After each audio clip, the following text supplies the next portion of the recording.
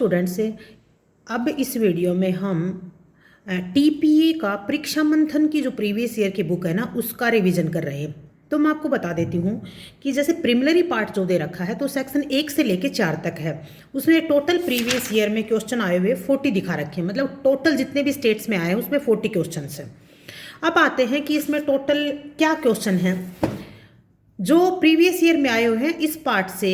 वो ये क्वेश्चन है पहला कि इन्फोर्समेंट 1 जुलाई 1882, इसमें एक अमेंडमेंट है टीपीए में 2002 में हुआ था जो 31 दिसंबर 2002 को लागू हुआ था। फिर प्रॉपर्टी, मूवेबल प्रॉपर्टी और इमूवेबल प्रॉपर्टी, कौन सी प्रॉपर्टी मूवेबल है कौन सी इमूवेबल है, क्या इंक्लूड नहीं है, जो मैंने आपको वीडियो में बता दिया है उनकी लिस्ट याद कर लो। फिर उसके बाद नोटिस, नोटिस में क्या भाई, नोटिस कब नोटिस मानेंगे, एक्चुअल नोटिस होता है, इम्प्लाइड नोटिस होता है, कंस्ट्रक्टिव नोटिस होता है। जब पार्टी की नॉलेज में वो बात आ जाती है उसको हम नोटिस कहते हैं। लेकिन gross negligence about the fact of the notice कभी मत करना, क्योंकि वो भी नोटिस माना जाएगा। फिर उसके बाद जैसे मोड ऑफ द ट्रांसफर हमारे पास, तो टीपीए में जितने मोड ऑफ द ट्रांसफर है, कितने मोड ऑफ द ट्रांसफर है हमारे पास, 7 मोड ऑफ द ट्रांसफर है। तो याद रखना टीपीए में वो ही मोड ऑफ द ट्रांसफर है। अगर क्वेश्चन आ गया कि registered will can be transfer under the TPA, नहीं, क्योंकि ये जो टीपीए है वो बिटवीन द लिविंग पर्सन के बीच में ट्रांसफर होता है। तो विल तो after death of the person होती है, तो इसमें पार्ट है ही नहीं।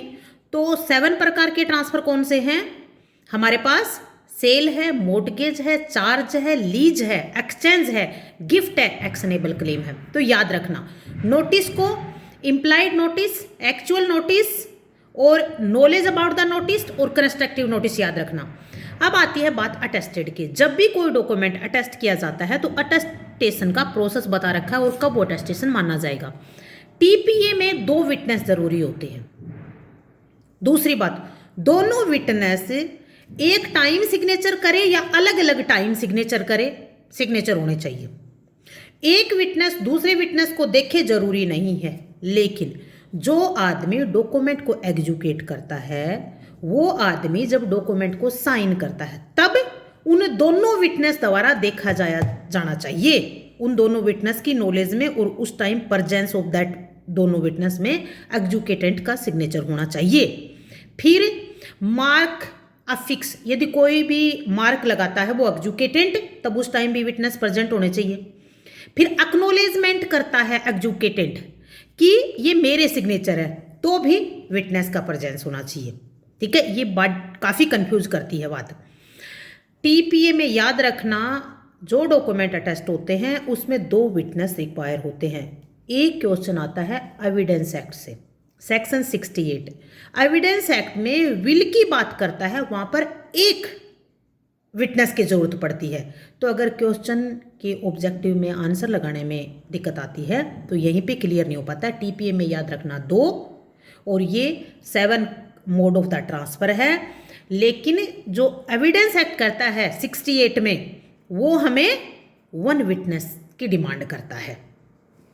और सारे मैंने जितने भी आए हुए हैं मूवेबल इमूवेबल प्रॉपर्टी की जरूर लिस्ट याद करना, और इसका मैंने पूरा एनालिसिस आपके सामने कर दिया है। 40 क्वेश्चन हैं और 40 क्वेश्चन को आप इसमें याद रखना, ठीक है।